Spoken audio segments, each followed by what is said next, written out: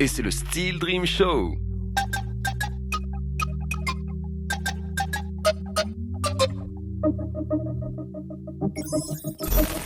Clac, clac, clac, clac. Ouais, il est là, monsieur Diego, dans le Steel Dream Show, mesdames et messieurs. Monsieur Diego, DJ Diego. Aussi, C'est bon, 971. DJ. Ok, 971, c'est... La Guadeloupe. Merci, mon pote. Guadada. Guadada. Et du coup, ici en Calédonie, depuis quand?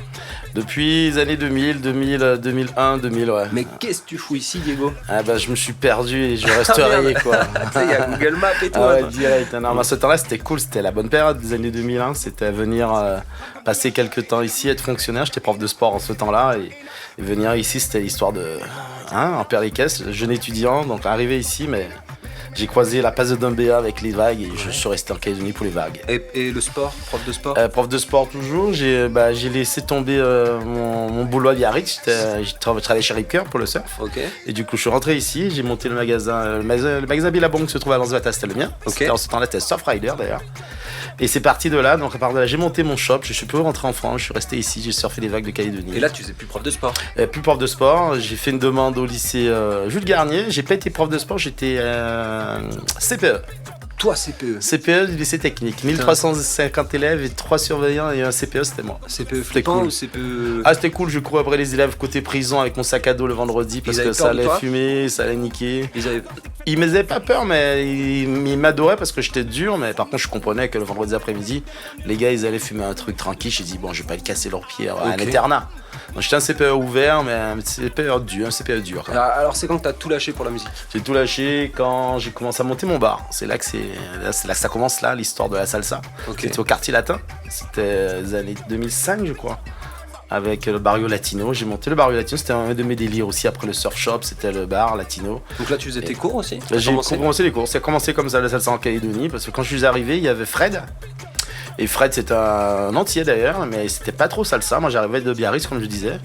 Et c'était salsa à fond dans ma tête. J'étais à fond à la salsa. Et du coup, j'ai créé un petit peu la salsa est arrivée comme ça en Calédonie par le bar, par mes premiers cours. Je devais avoir mon premier stage. J'ai eu 2 clientes, je m'appelle. Madame Aznar, je me rappelle très bien. Bah, merci à elle, parce que Voilà, là, ça a finalement, commencé on comme serait ça. pas, hein. Après, j'ai monté un bureau. On a monté une association Salsa IMAS.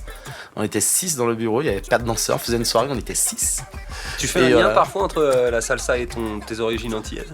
Ouais, je pense que oui, ça c'est sûr. Je pense que ça c'est par rapport à la madré, par rapport à la mère. Ma mère qui dansait beaucoup la salsa en Guadeloupe aux Ah, c'est pas Antilles. loin, Cuba. Enfin, ça reste... Elle allait tout le temps, mais moi j'étais pas du tout cubain. Alors moi c'était raga dancehall, c'était patra, c'était rap créole, c'était zouk love. En ce Tu temps-là, es Jean-Michel fier Routin. quand tu t'es tourné vers la salsa, ta Ah mère? bah oui, c'est l'éloignement de la famille. Arrivé en France, seul, un Antillais qui n'avait jamais voyagé se retrouve seul et tu passes à côté du bar, de la grande plage de Biarritz, et tu entends un son latino qui te rappelle ta mère, tu fais ah putain ça me manque ça. Donc tu pousses la porte, tu regardes, tu vois tout le monde se danse, tu te dis combien de fois j'ai envoyé pète ma mère pour danser la salsa, je dis la salsa c'est une danse de vieux.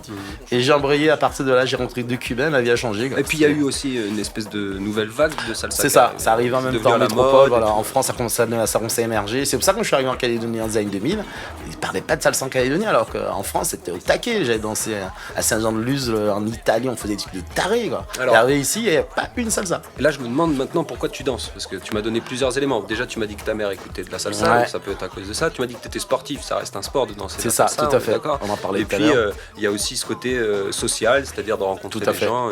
Et le côté pédagogique aussi, puisque C'est exactement ça. Ben voilà, je vais en venir, c'est exactement ça. Tout jeune, mon père m'a mis je suis prof de tennis. Il m'a mis prof de tennis tout jeune, j'avais 10 ans, 12 ans, je faisais du baby tennis avec des enfants pour m'apprendre à enseigner. Et mon père était prof de sport aussi.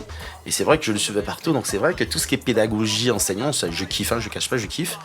Et derrière, je me suis mis en place, quand j'ai commencé à enseigner, il y a un retour des choses, tout est goupé en fait. Quand tu es prof, quand tu es passionné comme moi, tu vas chercher à enseigner parce que tu adores enseigner, je suis prof de sport d'origine, mais après tu te rends compte, tout est lié quelque part. Tout ce que j'aime, c'est-à-dire tout ce qui est fun, tout ce qui est musique, trouver des bonnes musiques pour que les cours soient mieux, trouver la bonne musique au bon moment, ça commençait avec les cours. Et après, quand j'étais, je parlais comme un vieux, mais c'est pas grave. Quand j'avais 17-18 ans avec un pote, on n'avait pas de permis, on prenait des soirées 31 décembre, en ce moment-là, c'était des cajots de vinyle qu'on avait, on mettait était derrière, on allait voler chez son oncle qui était Henri Depps. Tous les Guadeloupéens qui vont me regarder, vous y purée. Eh ben, on allait voler les disques chez Henri Depps le samedi soir avec Antoine, mon pote qui est mort. Et on partait, on n'avait pas de permis évidemment, donc on conduisait un gros fourgon, on faisait la soirée. Je peux même vous dire qu'une soirée qu'on a fait, c'était France Zobda. France Zobda, si je sais pas si on va appeler, c'était une Miss France. On a fait une soirée chez elle, on était les 2 jeunes, on avait 17 ans Antoine et moi, on a fait une soirée jusqu'à 6h du matin. Évidemment, les aiguilles qui cassaient, fallait chercher les trucs, on a bricolé, mais c'était top, ça avait commencé comme ça DJ. Donc je reviens à la salsa. Et donc ça a commencé comme ça, à travers les cours, et la relation a été vite faite. C'est-à-dire je prenais du plaisir à enseigner aux gens, et les gens que j'enseignais, eh ben, c'était des futurs danseurs. Et ces futurs danseurs, c'est eux qui étaient mes futurs clients dans le bar. Donc quelque part, tout commençait à être lié, et après, mon diplôme à Biarritz, c'était sport de guide, c'était dans le surf, mais en marketing international. Donc j'ai fait le lien de tout ça.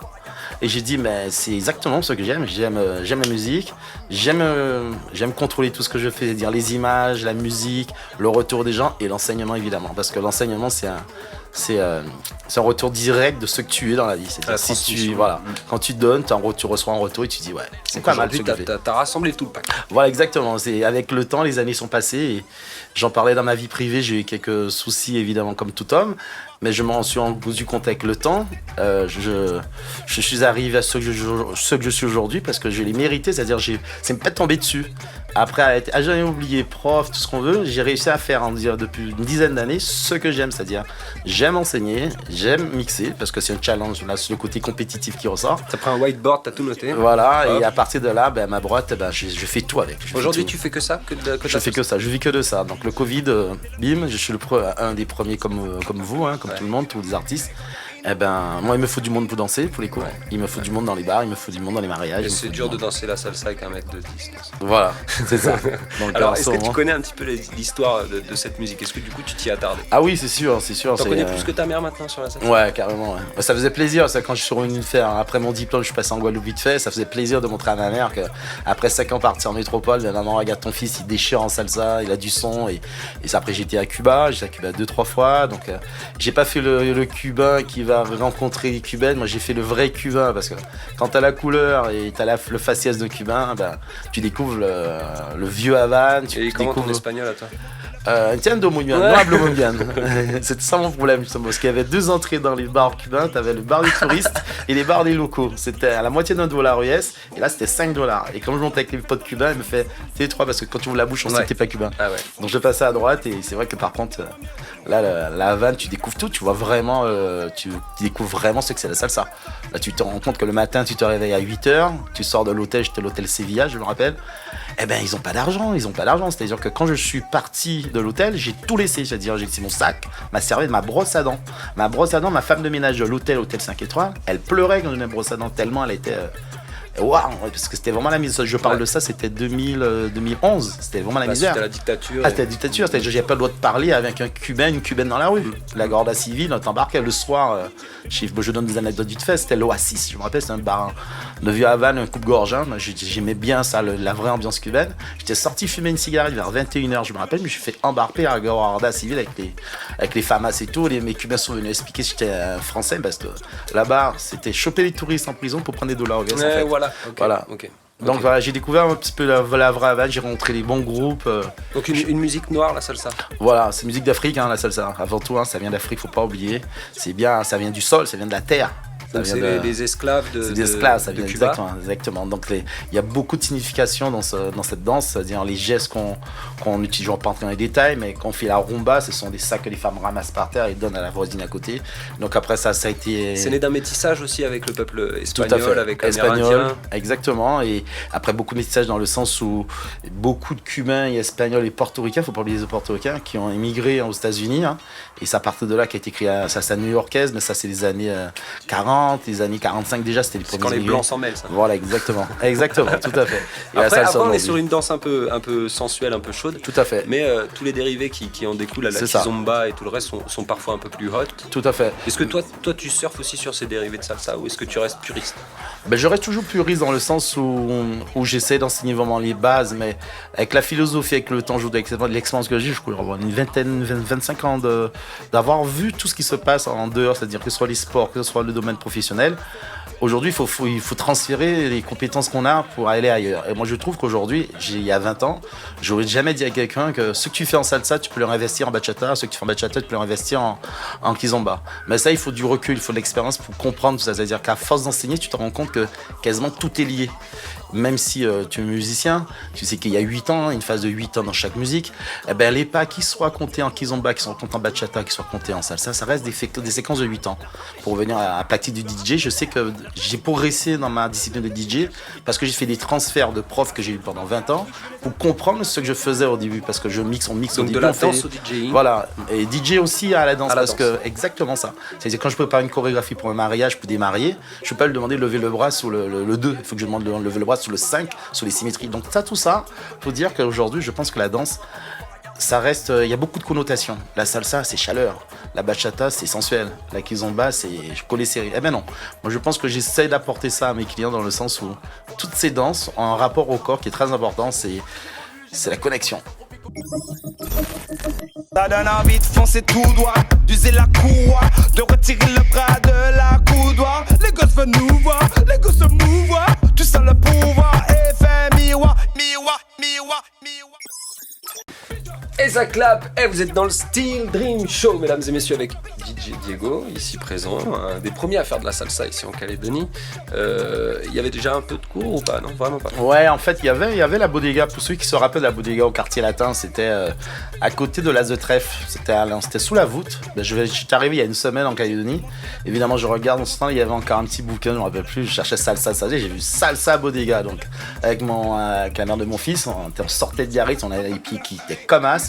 On a dit, bon, allez, on va faire un tour à la bodega. Arrivé à la bodega, c'était blindé. Comme la bodega aujourd'hui d'ailleurs. C'était blindé. Bonjour la bodega. C'est ça aussi.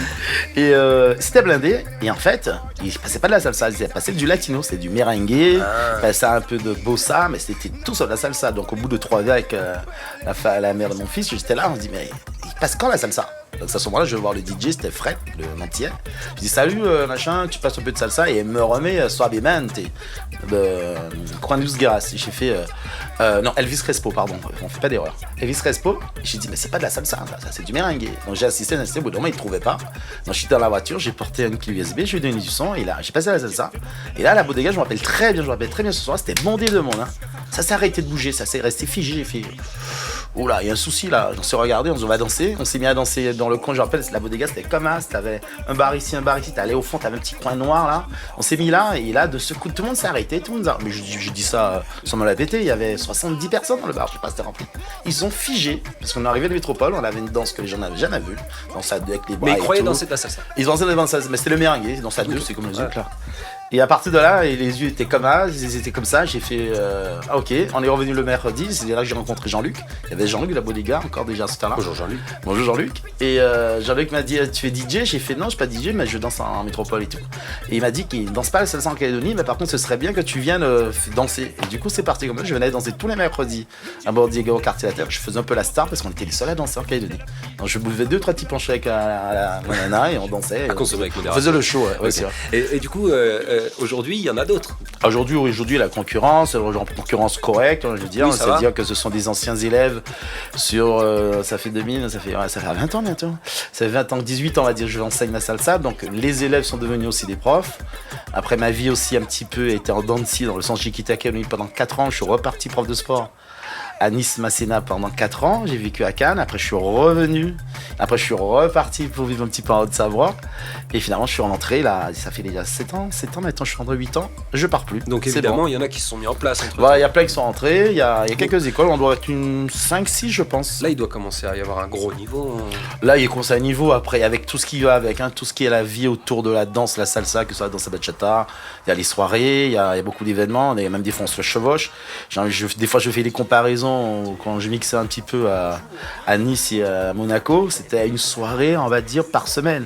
Ouais. En Calédonie, nous sommes énormes, on a des soirées ça reste quasiment... en plus un sport avec une compétition. Est-ce Tout que à c'est fait. un côté qui t'a branché? Ouais, je pense que ça vient de mon père, ça c'est le côté sportif, le côté sportif, j'étais depuis tout petit avec mon père, c'était... Du coup, t'as participé à des compètes un peu? Ouais, on a fait un peu de compète en France, en métropole, c'était cool. Je suis arrivé en Calédonie, j'ai fait les systèmes de battle, c'était au Pop Light. Ouais, c'était au Pop Life, je me rappelle. On faisait tous les mardis des contests, c'était cool ça, on a fait les contests. Après moi j'étais vachement dans le sens où j'étais plutôt pour démocratiser un petit peu la danse en Calédonie, la salsa, j'ai fait l'omelette géante de mer, admettons, j'ai des photos, c'était des fous, Donc là, ce que tu fais, c'est que tu fais une représentation de tes cours, quoi. Exactement. Mais tu prépares pas comme à des cours de danse tes élèves à un gala, entre guillemets. Voilà, ça j'ai eu cette période pendant 5 ans, j'étais plus jeune, on va dire. Aujourd'hui, je laisse ça plus pour les gens qui doivent qui vont dans cette direction de spectacle et tout. Moi, j'ai eu ma période de faire des shows et tout ça. C'est beaucoup de temps, c'est beaucoup d'investissement. Il faut avoir la motivation. Quand on est jeune, on veut se faire voir, il faut avoir une vitrine. Moi, je vais pas dire qu'on me connaît, mais je pense qu'on me connaît un petit peu en Calédonie. Donc, je suis plus maintenant dans le partage. Je suis plutôt dans le délire où je pense qu'une soirée salsa point ne s'arrête plus à être bon danseur et passer la bonne musique. C'est tout ce qu'il y a avant et tout ce qu'il y a après l'événement. Alors après, t'être converti, reconverti, revenu, reparti de Calédonie, c'est quoi le Diego là sur quoi tu te fixes en ce moment? Ah ben là, ça fait 5-6 ans ou 7 ans même, on va dire. J'ai pris un rythme où j'ai décidé, je disais à un pote tout à l'heure, que cette vie, je l'ai pas, elle m'est pas tombée dessus.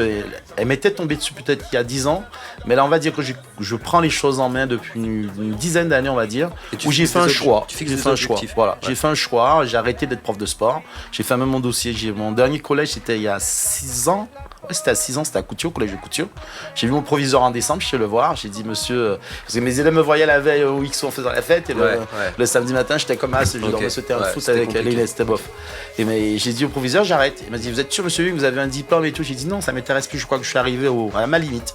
Ma limite, c'était, on avait 2 heures de sport avec mes élèves, c'était 40 minutes de sport. Le reste, c'était discipline, c'était papier, c'était carnet. Non, on faisait plus de sport. Donc là, Diego, l'année prochaine ou dans 2 ans, il est toujours prof de salsa. Voilà, là, ça y est, j'ai monté ma structure, j'ai monté enfin mon école, ça y est, j'ai monté mon école.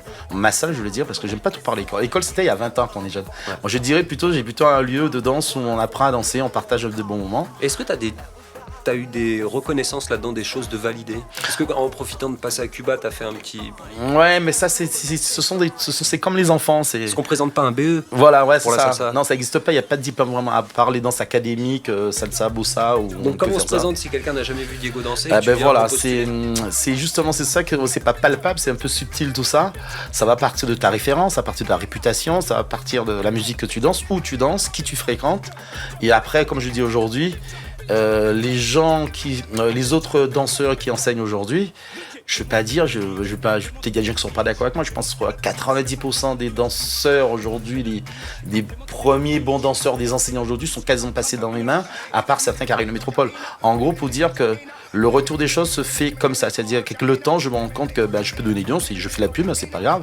Sandrine Anderson, ce sont des élèves que j'ai eus sur la première fournée de 2000. Aujourd'hui, c'est Tanta Familia, ça marche très bien, dans salsa, bachata, kizomba, danse tahitienne. On a eu aussi le Sergio, je ne vais pas tous les citer, en tout cas, tous ces gens, ce sont des gens qui ont pratiqué avec moi, qui ont découvert, même pas forcément apprendre avec moi, en tout cas, ils sont venus dans le moule avec moi, et d'eux-mêmes, ils ont, l'âge aussi fait qu'au bout d'un moment, au bout de 10 ans, 15 ans, on voit Diego tout le temps, mais chacun essaie de prendre son petit bout de chemin, et aujourd'hui, la jeunesse est là, quoi. La patente de salsa, demain, tu la poses sans qualification particulière. Voilà, c'est-à-dire après, derrière, il faut juste que ça marche. Évidemment. Voilà, exactement. Au premier cours, les gens vont savoir si t'es un vrai prof de salsa. Et comme je disais, tout est lié quelque part. Faut pas penser que le cours de salsa, c'est comme il y a 20 ans, tu es prof de salsa, les gens viennent. Ouais. Aujourd'hui, prof de salsa, il faut faire des vidéos, il faut faire des promotions, il faut se voir, il faut se faire voir, il faut être présent dans les lieux, il faut avoir le temps aussi. Il faut avoir le temps de danser, il faut avoir le temps de sortir, c'est plusieurs choses à la fois, ça dépend. Alors est-ce que tu t'es passé aussi du côté, toi qui aimes la musique, qui compte les temps, à la pratiquer cette musique? Est-ce qu'il y a un instrument qui t'a botté dans la salsa? Non, la clavier, la clavier c'est la base, parce qu'on compte la clavier c'est la base pour apprendre à danser. Ce que j'ai découvert à Cuba, c'était les timbas, mais tout ce qui est instrument, je vais pas mentir, les instruments ça n'a jamais été mon truc. Les platines? Ouais, moi c'est platine, je suis arrivé dans les platines. Et ça, c'est le côté sportif qui revient. Moi, je sais que je mixais, ça faisait longtemps, mais on mixait pas en ce temps-là. Avec mon pote en tourne, on avait 18 ans, on avait les vinyles à côté, donc on attend la fin du morceau, on balançait. Donc, ce temps-là, je parle des années. C'était Selecta, quoi. Ouais, mais c'était vraiment spécial, mais c'était cool, tu vois. On avait des cajots de vinyle et voilà, c'était cool.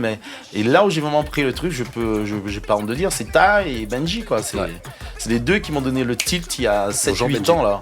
Ouais, même ça faisait. Je mixais avant, parce qu'ils peuvent vous dire, j'ai des anecdotes de fou, hein. J'ai mixé devant des gens avec Scorsese ou OMV, devant avec DJ Jayo de Guadeloupe. La OMV était baladée, je mixais encore à l'ordinateur avec les touches, quoi. C'est-à-dire, ça, Diego, Il quand était je prof de l'ai fait, salsa, Diego, il était pas encore voilà, DJ, quoi. il m'a dit, Diego, mais il est fou le mec. Et les mecs étaient avec des platines, je vois Benji scratcher. Moi, j'étais en train de cliquer 1 et 2, quoi. Ouais. Et j'arrive à faire, je bricolais en fait. J'étais autodidacte. Tu dans t'es ce fait sur métier. le tas, quoi. Voilà. Ok. Et les déclics, ça a été voir Benji, voir Ty. Mais c'était même pas le délire DJ, parce que je sais qu'il y a des DJ, bon, c'est pas péjoratif, hein, des DJ qui font ça pour. Je suis DJ. Moi, je sais que je suis rentré dans la musique, dans le côté DJ. Bon, le challenge déjà, C'était parce pour que je faire vais être danser. bon. Ouais, je vais être bon. Et ce que j'ai compris, surtout avec le temps, c'est que il faut que parler de transfert, c'est vrai ce que je dis. Pour être DJ aujourd'hui, alors je pense qu'un bon DJ aujourd'hui, il faut qu'il fasse des transferts de ce qu'il a acquis dans son expérience de vie personnelle, que ce soit professionnel, que ce soit personnel. Et aujourd'hui, mixer, c'est pas juste mixer, parce que tout le monde peut mixer. Aujourd'hui, un contrôleur, un gamin, mon fils qui a 16 ans, je lui apprends à mixer en 20 minutes. Il a pris 20 minutes, le gamin. 20 minutes, papa, les transitions, les trucs, les cues, il fait OK. Il a remixé. Mais moi, j'ai plutôt plus de temps. Mais la différence avec ça, c'est que je mixe avec les émotions aujourd'hui. C'est la différence aujourd'hui. Et j'enseigne avec les émotions. Tout a changé depuis 5 ans par rapport à ça. Est-ce qu'il t'arrive de devoir juste tenir une piste de danse sans donner de cours? Voilà, DJ c'est à part c'est exactement entière. ça. Tu vois, l'énergie, là on peut parler d'énergie, on peut faire beaucoup de connotations. J'en parlais à Benji. Je pense qu'il y a un moment, il y a un déclic quand tu es artiste ou quand tu fais quand tu fais ta discipline personnelle. Il y a un moment, soit tu fais attention à ce que tu as acquis, ou soit tu fais pas attention parce que ça marche. Ou au moment, tu te dis, bon, qu'est-ce que je sais faire? Est-ce que ça marche vraiment? Est-ce que je change ou pas? Ou tu te dis, je sais faire ça, mais comment je peux le transformer pour m'améliorer dans ce que je fais dorénavant? Et je suis arrivé à ça. C'est-à-dire aujourd'hui, je prépare mes cours aujourd'hui. C'est-à-dire j'ai 25 ans de salsa. Ce soir, j'ai 3 heures de cours. Et ça fait 5 ans que tu prépares tes cours. Et je prépare mes cours. C'est-à-dire aujourd'hui, je C'est prépare mes cours comme un prof de sport. Avant, j'arrivais parce que j'ai tellement de. Sans retirer les guillemets, hein, je mets les guillemets, je veux dire, j'ai tellement de passes de salsa dans la tête, des années de danse, qu'aujourd'hui, je peux arriver, je peux faire des cours, mais quand je veux, mais là, tu fais un cours. Et pourquoi Mais en Calédonie? En Calédonie, parce T'es que. tombé amoureux de ce pays? Je tombe amoureux, mes enfants, Et ma la vie. Guadeloupe, t'as aussi une île magnifique. La Guadeloupe, c'était top, mais j'ai eu l'occasion de. J'ai comparé. C'est quoi la Calédo? C'est pourquoi? J'ai comparé. Bah, j'aime bien faire une comparaison qui est caricaturale des fois. C'est la Calédonie, c'est 5 fois plus grand, 5 fois moins peuplé. La Guadeloupe, c'est 5 fois plus petit. C'est et côté 5 grand fois plus espace, peuplé. le côté. Voilà. Mais toi, t'as besoin de monde, t'as besoin d'urbanisation c'était pour top, faire des cours de c'était top. salsa. Mais Tu peux pas. Tes cours de salsa à Kouma qui marcheraient moins que. Ça marcherait aussi Oui, ça marche. parce que parce qu'en c'est pas fait le ça bon dépend exemple. du contexte du milieu. Moi je disais au centre coupé, en Guadeloupe, je peux avoir le statut entre guillemets de ce que j'ai obtenu aujourd'hui en Calédonie à salsa en Guadeloupe, mais il faudra partir sur notre biais. Ce que je viens de dire des Diego, il y en a tellement en Guadeloupe parce que ça vient de la culture, je pense simplement. La culture antillaise, l'introduire dans le Pacifique dans toutes ses formes, hein, nourriture, musique, climat, tout ce qu'on veut, les ethnies, tout ça. C'est un truc qu'on n'a pas ça en Guadeloupe. On n'a pas les tribus, on n'a pas dire ça à un Antillais qui débarque en Pacifique, c'est tout nouveau pour nous. Donc là, on sait plus si t'es basque, Voilà, c'est guadeloupéen. Ah mais c'est fou de dire Cubain ça aux gens, il faut l'avoir vécu. ou calédonien. Quoi. Ouais. Ok. Parce que pourtant, j'ai entendu une interview, il y a des Rastas, ils écoutent le compas, DJ Stix fait du compas. Mais ça, si on sait les origines du compas, des Antilles, de l'esclavage en Guadeloupe, t'imagines pas que ça puisse arriver dans le Pacifique et pratiquer comme c'est. Il y a des endroits en Calédonie qu'on écoute quasiment plus de compas que certains endroits aux Antilles, alors que ça vient des Antilles quand même. Ça vient d'Haïti, avec le petit triangle, ça. Ça vient de là. Mes parents, mon père et ma mère, ils avaient 17 ans, ils avaient des balles, ils avaient des balles de compas quand même. Donc jamais t'imagines que ça en Calédonie. Et tu entends ça, tu te dis mais voilà quoi, c'est fou. Donc juste pour dire que je pense que la Calédonie c'était ça. C'était transporter mon côté tropical caribéen parce que ça n'a rien à voir la Caraïbe et la capacité. C'est pas mieux, j'ai pas dit ça. Hein. C'est Kiki Boricua, c'est pareil. Mais tout va dépendre de ce que tu vas puiser dans le lieu où tu vas vivre. Ok. Voilà. Soit tu t'adaptes, tu prends, et soit tu t'imposes. On fait comment pour danser avec Diego? Alors pour danser avec moi, c'est pas compliqué, c'est toute la semaine. Quoi. C'est du lundi, non, c'est vrai en plus. Le lundi, les cours de salsa, le mardi, les cours de bachata, OXO. Pour tout ça, pour les détails, allez sur ma page Facebook, c'est peut-être plus simple. C'est Latin Events, Latin L-A-T-I-N, Events, Salsa et Timba. Les gens ils réagissent en Et direct. voilà. Et Nouvelle-Calédonie. Et vous verrez sous la page, il y a toutes les vidéos, il y a toutes les soirées. Une initiation gratuite. Je pourrais faire un peu plus de pub, mais je veux dire simplement le premier cours il est gratuit chez moi parce que c'est un truc que j'ai changé depuis 10 ans. Je suis le seul à le faire d'ailleurs. Et ça permet aux gens de vraiment venir découvrir l'activité, c'est-à-dire voir le prof, voir les gens, le lieu et savoir si ça te plaît. Parce que ce milieu, c'est comme partout. On arrive pas au badminton avec des claquettes. Donc à la danse, il y a des codes au début et je permets aux gens sur une première heure de découvrir la danse. Et je propose éventuellement des initiations gratuites toute la semaine, OXO, OMV, à la Bodega. Donc pour ceux qui veulent tâtonner, regarder à quoi ça ressemble avant de s'inscrire.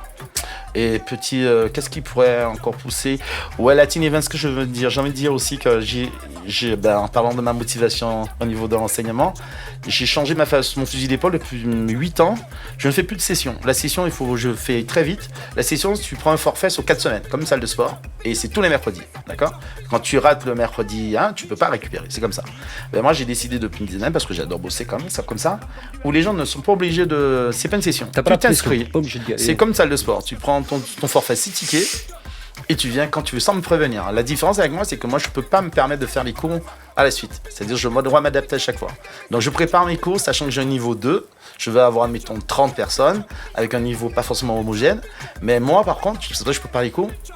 Je vais amener les gens, je vais leur donner ce qu'il faut faire pour faire. Je vais pas leur dire, fais un double tour. Ça m'intéresse pas le double tour, tout le monde sait faire un double tour.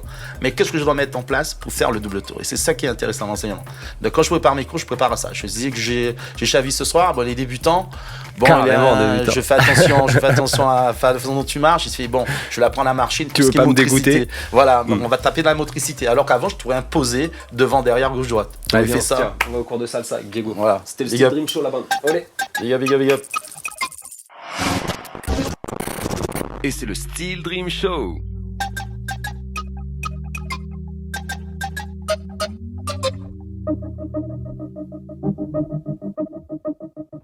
Ça donne envie de foncer tout droit, d'user la courroie, de retirer le bras de la coudoir. Les gosses veulent nous voir, les gosses se mouvoir, tu sens le pouvoir.